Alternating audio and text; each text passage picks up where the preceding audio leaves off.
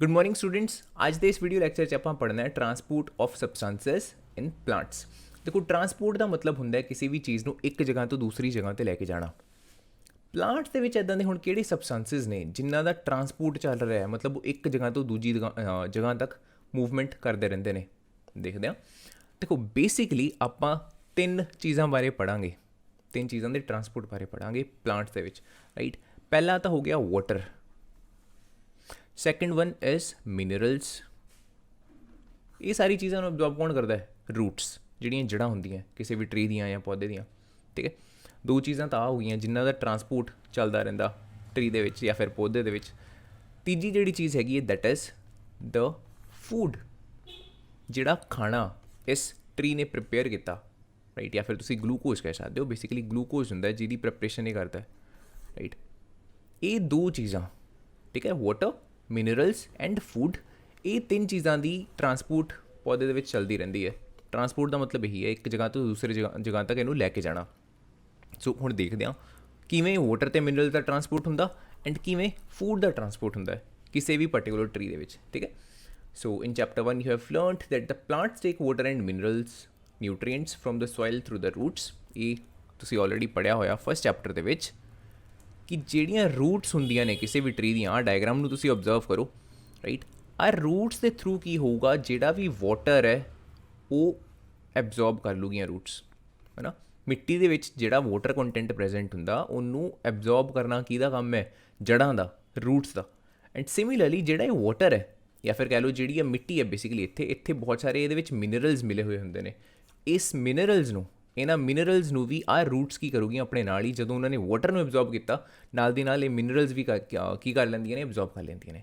ਸੋ ਦੇਖ ਰਹੇ ਹੋ ਦੋਨੋਂ ਹੀ ਚੀਜ਼ਾਂ, ਵਾਟਰ ਐਂਡ ਮਿਨਰਲਸ ਨੂੰ ਆਪਣੇ ਵਿੱਚ ਐਬਜ਼ੌਰਬ ਕਰਨ ਦਾ ਕੰਮ ਕਿਹਨੇ ਕੀਤਾ? ਸਭ ਤੋਂ ਪਹਿਲਾਂ ਰੂਟਸ ਨੇ ਕੀਤਾ। ਉਹ ਤੋਂ ਬਾਅਦ ਇਹਨੂੰ ਹਰ ਕਿਤੇ ਕੀ ਕਰ ਦਿੱਤਾ ਜਾਊਗਾ? ਟਰਾਂਸਪੋਰਟ ਕਰ ਦਿੱਤਾ ਜਾਊਗਾ, ਬਿਕੋਜ਼ ਵਾਟਰ ਜਾਂ ਮਿਨਰਲ ਸਿਰਫ ਇੱਥੇ ਤਾਂ ਚਾਹੀਦੇ ਨਹੀਂ ਰੂਟਸ ਨੂੰ, ਰਾਈਟ। ਵਾਟਰ ਅਤੇ ਮਿਨਰਲਸ ਹਰ ਕਿਤੇ ਚਾਹੀਦੇ ਨੇ, ਰਾਈਟ। ਉਹ ਇਸ ਪਾਰਟ ਨੂੰ ਵੀ ਚਾਹੀਦੇ ਨੇ, ਉਹ ਪੱਤਿਆਂ ਨੂੰ ਵੀ ਚਾਹੀਦੇ ਨੇ, ਉਹ ਜਿਹੜੀਆਂ ਟਹਿਣੀਆਂ ਨੇ ਇਹਨਾਂ ਨੂੰ ਵੀ ਚਾਹੀਦੇ ਨੇ, ਕਲੀਅਰ। ਸੋ ਆਹ ਜਿਹੜਾ ਵਾਟਰ ਸੀਗਾ ਅਤੇ ਮਿਨਰਲ ਸੀਗੇ, ਇਹਨਾਂ ਨੂੰ ਐਬਜ਼ੌਰਬ ਕਰਕੇ ਕੱਲੇ ਪਾਰਟ ਤੱਕ ਪਹੁੰਚਾਇਆ ਜਾਊਗਾ। ਦੈਟਸ ਵਾਈ ਟੌਪਿਕ ਦਾ ਨਾਮ ਕੀ ਹੈ? ਟਰਾਂਸਪੋਰਟੇਸ਼ਨ, ਠੀਕ ਹੈ। ਵਾਟਰ ਅਤੇ ਮਿਨਰਲਸ ਦਾ ਕੀ ਕੀਤਾ ਜਾ ਰਿਹਾ ਇੱਥੇ? ਕਲੀਅਰਲੀ ਦੇਖ ਰਹੇ ਹੋ, ਟਰਾਂਸਪੋਰਟ, ਠੀਕ ਹੈ। ਸੈਕਿੰਡ, ਉਹ ਤੋਂ ਬਾਅਦ ਜੇ ਆਪਾਂ ਗੱਲ ਕਰੀਏ, the leaves prepare the food for the plant using water, carbon dioxide during the photosynthesis. Photosynthesis ਤੁਸੀਂ ਪੜ੍ਹਿਆ ਹੋਇਆ ਕਿੱਥੇ ਹੁੰਦੀ ਹੈ? ਪੱਤਿਆਂ ਦੇ ਵਿੱਚ। ਪੱਤੇ ਕੀ ਕਰਦੇ ਨੇ? ਦੋ ਤਿੰਨ ਚੀਜ਼ਾਂ ਚਾਹੀਦੀਆਂ ਹੁੰਦੀਆਂ ਉਹਨਾਂ ਨੂੰ। ਦੇਖੋ, ਇੱਕ ਤਾਂ ਸਨਲਾਈਟ, ਇੱਕ ਤਾਂ ਵਾਟਰ, ਇੱਕ ਕਾਰਬਨ ਡਾਈਆਕਸਾਈਡ। ਆਹ ਤਿੰਨ ਚੀਜ਼ਾਂ ਜੇ ਉਹਨਾਂ ਨੂੰ ਮਿਲੂਗੀਆਂ ਤਾਂ ਉਹ ਆਪਣਾ ਖਾਣਾ ਖੁਦ ਬਣਾ ਸਕਦੇ ਹੁੰਦੇ ਨੇ, ਤੁਸੀਂ ਪੜ੍ਹਿਆ ਹੋਇਆ, ਹੈ ਨਾ। This is cold the photosynthesis, ਹੈ ਨਾ। ਫੂਡ ਦੀ ਪ੍ਰੈਪਰੇਸ਼ਨ ਹੁਣ ਕਿੱਥੇ ਹੋ ਰਹੀ ਹੈ? ਪੱਤਿਆਂ 'ਚ, right. Wait a minute. Food the preparation ਹੋ ਰਹੀ ਹੈ ਜਿੰਨੇ ਵੀ ਪੱਤੇ ਨੇ ਇੱਥੇ, ਜਿਵੇਂ ਗਲੂਕੋਜ਼ ਬੇਸਿਕਲੀ ਆਪਾਂ ਗੱਲ ਕਰ ਰਹੇ ਹਾਂ, ਜਿਹੜਾ ਆਪਾਂ ਬਾਰ-ਬਾਰ ਟਰਮ ਯੂਜ਼ ਕਰਾਂਗੇ ਕਿ ਪੌਦੇ ਆਪਣਾ ਖਾਣਾ ਖੁਦ ਬਣਾ ਸਕਦੇ ਨੇ, ਖਾਣਾ ਖੁਦ ਬਣਾ ਸਕਦੇ ਨੇ। Which one is that food? That food is basically glucose. ਉਹ ਗਲੂਕੋਜ਼ ਆਪਣਾ ਖੁਦ ਬਣਾ ਸਕਦੇ ਹੁੰਦੇ ਨੇ। ਆਪਾਂ ਨੂੰ ਗਲੂਕੋਜ਼ ਕਿੱਥੋਂ ਮਿਲਦਾ ਹੈ? ਆਪਾਂ ਨੂੰ ਗਲੂਕੋਜ਼ ਮਿਲਦਾ ਬ੍ਰੈਡ ਵਗੈਰਾ ਤੋਂ, ਰਾਈਸ ਵਗੈਰਾ ਤੋਂ, ਇੱਦਾਂ ਦੀ ਚੀਜ਼ਾਂ ਜਿਹਦੇ ਵਿੱਚ ਕਾਰਬੋਹਾਈਡਰੇਟਸ ਹੋਣ, ਠੀਕ ਹੈ। ਲੇਕਿਨ ਇਹਨਾਂ ਨੂੰ ਕੁਝ ਖਾਣ ਦੀ ਲੋੜ ਹੀ ਨਹੀਂ ਹੈਗੀ। ਦੈਟਸ ਵਾਈ ਆਪਾਂ ਕਹਿੰਦੇ ਹਾਂ ਕਿ ਆਪਣਾ ਖਾਣਾ ਖੁਦ ਬਣਾ ਰਹੇ ਨੇ ਇੱਕ ਤਰੀਕੇ ਨਾਲ, ਬਿਕੋਜ਼ ਇਹ ਗਲੂਕੋਜ਼ ਦੀ ਪ੍ਰੈਪਰੇਸ਼ਨ ਆਪਣੇ ਆਪ ਕਰ ਲੈਂਦੇ ਨੇ ਡਿਊਰਿੰਗ ਦ ਫੋਟੋਸਿੰਥੇਸਿਸ, ਠੀਕ ਹੈ। ਗਲੂਕੋਜ਼ ਤੋਂ ਹੀ ਫਰਦਰ ਆਪਾਂ ਨੂੰ એનર્ਜੀ ਮਿਲਣੀ ਹੈ, ਗਲੂਕੋਜ਼ ਤੋਂ ਹੀ ਫਰਦਰ ਇਹਨਾਂ ਨੂੰ એનર્ਜੀ ਮਿਲਣੀ ਹੈ। ਬੇਸਿਕ ਚੀਜ਼ ਦੋਨਾਂ ਲਈ ਸੇਮ ਹੈ, ਠੀਕ ਹੈ। ਚਲੋ ਹੁਣ ਅਗੇਨ, ਅੱਛਾ, ਮੈਂ ਜਿਵੇਂ ਗੱਲ ਕੀਤੀ ਗਲੂਕੋਜ਼ ਦੀ ਪ੍ਰੈਪਰੇਸ਼ਨ ਤਾਂ ਦੇਖੋ ਇਹਨਾਂ ਪੱਤਿਆਂ 'ਚ ਹੋ ਰਹੀ ਹੈ, ਬਟ ਇਹਨੂੰ ਵੀ ਫਰਦਰ ਕੀ ਕੀਤਾ ਜਾਊਗਾ? ਪੂਰੇ ਟਰੀ ਦੇ ਵਿੱਚ ਟਰਾਂਸਪੋਰਟ ਕੀਤਾ ਜਾਂਦਾ। ਇਹ ਨਹੀਂ ਹੈਗਾ ਕਿ ਜੇ ਫੂਡ ਦੀ ਪ੍ਰੈਪਰੇਸ਼ਨ ਇੱਥੇ ਹੋ ਰਹੀ ਹੈ ਤਾਂ ਉੱਥੇ ਸਟੋਰ ਰਹੂਗਾ, ਜੇ ਰੂਟਸ ਵਾਟਰ ਅਤੇ ਮਿਨਰਲ ਨੂੰ ਲੈਟਸ ਸੇ ਐਬਜ਼ੌਰਬ ਕਰ ਰਹੀਆਂ ਨੇ ਤਾਂ ਉੱਥੇ ਹੀ ਰਹੂਗਾ। ਨਹੀਂ, ਵਾਟਰ, ਮਿਨਰਲ ਅਤੇ ਫੂਡ ਚਾਹੇ ਜਿੱਥੇ ਮਰਜ਼ੀ ਐਬਜ਼ੌਰਬ ਹੋ ਰਹੇ ਹੋਣ ਜਾਂ ਜਿੱਥੇ ਮਰਜ਼ੀ ਉਹਨਾਂ ਦੀ ਪ੍ਰੈਪਰੇਸ਼ਨ ਹੋ ਰਹੀ ਹੋਵੇ, ਉਹਨਾਂ ਦਾ ਟਰਾਂਸਪੋਰਟ ਚੱਲਦਾ ਰਹੂਗਾ ਪੂਰੇ ਟਰੀ ਦੇ ਵਿੱਚ ਜਾਂ ਪੂਰੇ ਪੌਦੇ ਦੇ ਵਿੱਚ। ਇਹ ਚੀਜ਼ ਸਮਝ ਲੱਗ ਗਈ ਹੋਣੀ ਚਾਹੀਦੀ ਹੈ। Got it? Then you have also learnt in chapter 10 that food is the source of energy। ਜਿਵੇਂ ਮੈਂ ਆਲਰੇਡੀ ਗੱਲ ਕੀਤੀ, ਜਿਹੜਾ ਗਲੂਕੋਜ਼ ਹੈ ਉੱਥੋਂ ਹੀ ਆਪਾਂ ਨੂੰ એનર્ਜੀ ਮਿਲਣੀ ਹੈ। And every cell of the organism gets energy by the breakdown of glucose.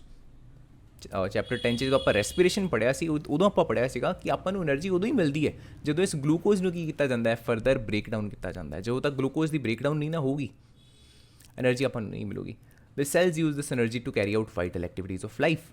ਜਿਹੜੀ ਆਪਾਂ એનર્ਜੀ ਦੀ ਗੱਲ ਕਰ ਰਹੇ ਹਾਂ, ਇਹਦੀ ਜ਼ਰੂਰਤ ਕਿਉਂ ਹੁੰਦੀ ਹੈ? ਬਹੁਤ ਸਾਰੀਆਂ ਐਕਟੀਵਿਟੀਜ਼ ਨੂੰ ਕਰਨ ਦੇ ਲਈ ਜਿਹੜੀਆਂ ਆਪਣੇ ਲਈ ਬਹੁਤ ਵਾਈਟਲ ਨੇ, ਮਤਲਬ ਬਹੁਤ ਜ਼ਿਆਦਾ ਜ਼ਰੂਰੀ ਨੇ। Therefore the food must be made available to all the cells. ਇੱਕ ਆਰਗੈਨਿਜ਼ਮ ਦੇ ਇਕੱਲੇ ਸੈੱਲ ਤੱਕ ਪਹੁੰਚਣਾ ਚਾਹੀਦਾ ਜਿਹੜਾ ਫੂਡ ਹੈ। ਇਹ ਨਹੀਂ ਹੈਗਾ ਕਿ ਸਿਰਫ ਜੇ ਪੱਤਿਆਂ ਨੇ ਫੋਟੋਸਿੰਥੇਸਿਸ ਕੀਤੀ ਹੈ ਤਾਂ ਬਸ ਉਹਨਾਂ ਤੱਕ ਸੀਮਿਤ ਰਹੂਗਾ ਖਾਣਾ, ਬਿਲਕੁਲ ਨਹੀਂ। ਠੀਕ ਹੈ, ਇਸ ਜਿਹੜਾ ਟਰੀ ਹੈ ਇਹਦੇ ਹਰ ਪਾਰਟ ਤੱਕ ਉਸ ਖਾਣੇ ਨੂੰ ਪਹੁੰਚਾਇਆ ਜਾਊਗਾ। Got it. Similarly human body 'ਚ ਵੀ ਐਵੇਂ ਹੁੰਦਾ। ਡਾਈਜੈਸ਼ਨ ਆਪਣੀ ਹੁੰਦੀ ਹੈ ਦੇਖੋ ਸਮੋਲ ਇੰਟੈਸਟਾਈਨ ਦੇ ਵਿੱਚ ਮੇਜਰ ਤੌਰ 'ਤੇ ਜੇ ਆਪਾਂ ਗੱਲ ਕਰੀਏ, ਬਟ ਇੱਦਾਂ ਨਹੀਂ ਹੈਗਾ ਕਿ ਸਿਰਫ ਸਮੋਲ ਇੰਟੈਸਟਾਈਨ ਹੈ, ਸਿਰਫ ਉਹਨੂੰ ਹੀ ਸਾਰੇ ਨਿਊਟਰੀਐਂਟਸ ਮਿਲੂਗੇ। ਨੋ, ਰਾਈਟ। ਡਾਈਜੈਸ਼ਨ ਇੱਕ ਵਾਰੀ ਉੱਥੇ ਹੋ ਜਾਂਦੀ ਹੈ, ਲੇਕਿਨ ਜਿਹੜੇ ਨਿਊਟਰੀਐਂਟਸ ਆਪਾਂ ਨੂੰ ਮਿਲੇ ਉਹ ਇਕੱਲੇ ਸੈੱਲ ਤੱਕ ਪਹੁੰਚੂਗੇ। ਠੀਕ ਹੈ। Then have you ever wondered that how water and minerals absorbed by the roots are transported to the leaves and how is food prepared by the leaves carried to the parts of which cannot make the food. ਹੁਣ ਇਹ ਗੱਲ ਕਰ ਰਿਹਾ, ਲੇਕਿਨ ਸੋਚ ਕੇ ਦੇਖੋ ਖੁਦ, ਇਹਦੇ ਵਿੱਚ ਕਿਹੜਾ ਕੋਈ ਪਾਈਪਸ ਲੱਗੀਆਂ ਹੋਈਆਂ ਨੇ, ਹੈ ਨਾ। ਇੱਥੇ ਖਾਣਾ ਜਿਹੜਾ ਬਣਿਆ ਉਹ ਨਿਚਲੇ ਪਾਰਟਸ ਤੱਕ ਕਿਵੇਂ ਪਹੁੰਚਿਆ। ਸਿਮਿਲਰਲੀ ਜੇ ਆਪਾਂ ਗੱਲ ਕਰੀਏ, ਜਿਹੜੀਆਂ ਆ ਰੂਟਸ ਨੇ ਇਹਨਾਂ ਨੇ ਵਾਟਰ ਨੂੰ ਐਬਜ਼ੌਰਬ ਕਰ ਲਿਆ, ਲੇਕਿਨ ਉਹ ਵਾਟਰ ਇਹਨਾਂ ਪੱਤਿਆਂ ਤੱਕ ਕਿਵੇਂ ਪਹੁੰਚੂਗਾ ਜਾਂ ਉੱਪਰ ਵਾਲੇ ਜਿਹੜੇ ਪਾਰਟਸ ਨੇ ਉੱਥੇ ਤੱਕ ਕਿਵੇਂ ਪਹੁੰਚੂਗਾ। ਇਹਦੇ ਵਿੱਚ ਕਿਹੜਾ ਕੋਈ ਇੱਦਾਂ ਪਾਈਪਸ ਲੱਗੀਆਂ ਹੋਈਆਂ ਨੇ ਜਾਂ ਟਿਊਬਸ ਲੱਗੀਆਂ ਹੋਈਆਂ ਨੇ ਜਿਨ੍ਹਾਂ ਦੇ ਵਿੱਚੋਂ ਪਾਸ ਕਰਕੇ ਉਹ ਲੈਟਸ ਸੇ ਮੂਵ ਕਰ ਰਿਹਾ ਹੋਵੇ, ਹੈ ਨਾ।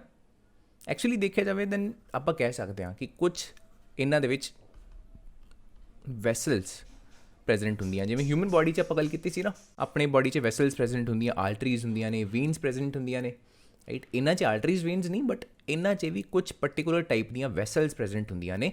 ਦੋ ਅਲੱਗ-ਅਲੱਗ ਟਾਈਪ ਦੀਆਂ ਵੈਸਲਸ ਐਕਚੁਅਲੀ ਪ੍ਰੈਜ਼ੈਂਟ ਹੁੰਦੀਆਂ ਜਿਨ੍ਹਾਂ ਦੇ ਥਰੂ ਫੂਡ ਦਾ ਟਰਾਂਸਪੋਰਟ ਅਤੇ ਵਾਟਰ ਦਾ ਟਰਾਂਸਪੋਰਟ, ਵਾਟਰ ਪਲੱਸ ਮਿਨਰਲਸ ਕਹਿ ਲਓ, ਬਿਕੋਜ਼ ਇਕੱਠਾ ਹੀ ਹੋਣਾ ਇਹਨਾਂ ਦਾ ਤਾਂ, ਰਾਈਟ।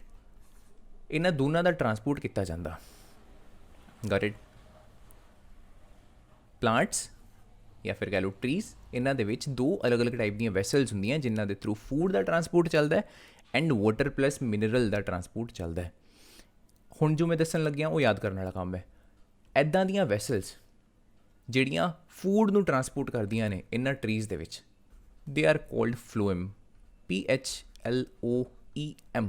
ਇਹ ਨੇਮ ਯਾਦ ਕਰਨਾ ਤੁਸੀਂ, ਰਾਈਟ। ਸਿਮਿਲਰਲੀ ਉਹ ਵਾਲੀਆਂ ਵੈਸਲਸ ਜਿਹੜੀਆਂ ਵਾਟਰ ਜਾਂ ਮਿਨਰਲਸ ਨੂੰ ਟਰਾਂਸਪੋਰਟ ਕਰਦੀਆਂ ਨੇ ਇੱਕ ਜਗ੍ਹਾ ਤੋਂ ਦੂਜੀ ਜਗ੍ਹਾ, ਜਾਂ ਫਿਰ ਮੈਂ ਕਹਾਂ ਰੂਟਸ ਤੋਂ ਬਾਕੀ ਪਾਰਟਸ ਆਫ ਟਰੀ ਤੱਕ, ਦੇ ਆਰ ਕੋਲਡ ਜ਼ਾਈਲਮ। ਠੀਕ ਹੈ, ਥੋੜ੍ਹੀਆਂ ਜਿਹਾ ਟਿਪੀਕਲ ਜਿਹੀਆਂ ਟਰਮਸ ਨੇ, but you have to remember because ਇਹੀ ਟਰਮਸ ਅੱਗੇ ਜਦੋਂ ਤੁਸੀਂ ਪੜ੍ਹੋਗੇ ਡਿਟੇਲ 'ਚ ਲੈਟਸ ਸੇ ਫਰਦਰ ਕਲਾਸਿਸ 'ਚ। ਠੀਕ ਹੈ, ਦੈਨ ਅਗੇਨ ਇਹ ਟਰਮਸ ਤੁਹਾਨੂੰ ਦੇਖਣ ਨੂੰ ਮਿਲੂਗੀਆਂ, ਫਲੋਇਮ ਐਂਡ ਜ਼ਾਈਲਮ। ਸੋ ਇਹ ਤੁਹਾਡੇ ਮਾਈਂਡ 'ਚ ਚੰਗੀ ਤਰ੍ਹਾਂ ਹੋਣੀਆਂ ਚਾਹੀਦੀਆਂ ਐਂਡ ਪਤਾ ਹੋਣਾ ਚਾਹੀਦਾ ਫਲੋਇਮ ਦਾ ਕੰਮ ਕੀ ਹੈ, ਫੂਡ ਨੂੰ ਟਰਾਂਸਪੋਰਟ ਕਰਨਾ। ਠੀਕ ਹੈ, ਜ਼ਾਈਲਮ ਦਾ ਕੰਮ ਕੀ ਹੈ, ਵਾਟਰ ਜਾਂ ਫਿਰ ਮਿਨਰਲਸ ਨੂੰ ਟਰਾਂਸਪੋਰਟ ਕਰਨਾ। ਆਹੀ ਚੀਜ਼ ਜੋ ਮੈਂ ਹਾਲੇ ਐਕਸਪਲੇਨ ਕੀਤੀ ਉਹ ਇਸ ਪਾਰਟ 'ਤੇ ਲਿਖੀ ਵੀ ਹੋਈ ਹੈ, ਦੇਖੋ। ਅੱਛਾ, ਆਹ ਇੱਕ ਟਰਮ ਦਾ ਮਤਲਬ ਪਤਾ ਹੋਣਾ ਚਾਹੀਦਾ ਪਹਿਲਾਂ ਤਾਂ, ਇਹਦੀ ਗੱਲ ਕਰ ਲੈਂਦੇ ਹਾਂ। The vessels are made up of special cells forming the vascular tissue, right. ਕਾਫੀ ਯੂਨੀਕ ਜੀ, ਕਾਫੀ ਡਿਫਰੈਂਟ ਜੀ ਟਰਮ ਹੈ ਵੈਸਕੂਲਰ, ਬਟ ਪਤਾ ਹੋਣਾ ਚਾਹੀਦਾ ਇਹ ਜਿਹੜੀ ਟਰਮ ਹੈ ਨਾ ਵੈਸਕੂਲਰ, ਇਹ ਵੈਸਲ ਤੋਂ ਹੀ ਮਿਲ ਕੇ ਬਣੀ ਹੈ ਨਾ। ਕਿੰਨੇ ਸਿਮਿਲਰ ਦੇਖੋ ਸਾਊਂਡ ਕਰਦੇ ਨੇ, ਵੈਸਲ ਐਂਡ ਵੈਸਕੂਲਰ, ਮਿਲਦੀਆਂ ਜੁਲਦੀਆਂ ਟਰਮਸ ਨੇ ਬਿਕੋਜ਼ ਮਤਲਬ ਵੀ ਮਿਲਦਾ ਜੁਲਦਾ ਹੀ ਹੈ, ਰਾਈਟ। ਵੈਸਕੂਲਰ ਟਿਸ਼ੂ ਤਾਂ ਹੀ ਉਹਨੇ ਕਿਹਾ ਨਾ। ਇੱਦਾਂ ਦੀਆਂ ਵੈਸਲਸ ਜਿਹੜੀਆਂ ਵੈਸਲਸ ਨੇ, they are made up of special cells, ਕੁਝ ਸਪੈਸ਼ਲ ਸੈਲਸ ਤੋਂ ਮਿਲ ਕੇ ਬਣੀਆਂ ਹੁੰਦੀਆਂ ਨੇ ਜਿਹੜੇ ਫਰਦਰ ਕੀ ਫਾਰਮ ਕਰਦੇ ਨੇ, ਕੀ ਬਣਾਉਂਦੇ ਨੇ ਮਿਲ ਕੇ, vascular tissue. Okay, uh tissue is a group of cells, ਬਹੁਤ ਸਾਰੇ ਸੈਲਸ ਤੋਂ ਮਿਲ ਕੇ ਬੇਸਿਕਲੀ ਇੱਕ ਟਿਸ਼ੂ ਬਣਦਾ ਹੁੰਦਾ। ਓਕੇ, ਜਿਵੇਂ ਹਿਊਮਨ ਬੋਡੀ 'ਚ ਵੀ ਆਪਾਂ ਗੱਲ ਕਰਦੇ ਹਾਂ ਨਾ, ਪਹਿਲਾਂ ਸੈਲਸ, ਸਭ ਤੋਂ ਛੋਟੇ ਸੈਲਸ, ਸੈੱਲ ਤੋਂ ਮਿਲ ਕੇ ਬਣਦਾ ਟਿਸ਼ੂ, ਟਿਸ਼ੂ ਤੋਂ ਮਿਲ ਕੇ ਬਣਦੇ ਨੇ ਔਰਗਨ, ਅਲੱਗ-ਅਲੱਗ ਜਿਹੜੇ ਆਪਣੇ ਔਰਗਨਸ ਨੇ। ਠੀਕ ਹੈ, ਸੋ ਇੱਦਾਂ ਹੀ ਇੱਥੇ ਬਹੁਤ ਸਾਰੇ ਸੈਲਸ ਨੇ, ਉਹਨਾਂ ਨੇ ਮਿਲ ਕੇ ਇੱਥੇ ਕੀ ਬਣਾਇਆ ਹੋਇਆ, ਵੈਸਕੂਲਰ ਟਿਸ਼ੂ ਨੂੰ।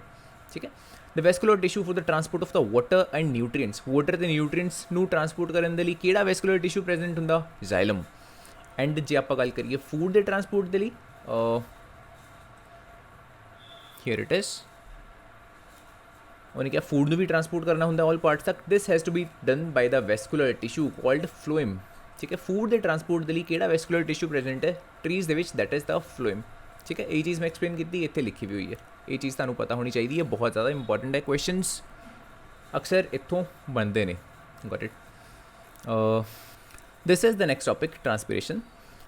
ਇਨ ਕਲਾਸ 6 ਤੁਸੀਂ ਟਰਾਂਸਪੀਰੇਸ਼ਨ ਬਾਰੇ ਥੋੜ੍ਹਾ ਜਿਹਾ ਪੜ੍ਹਿਆ ਹੋਇਆ।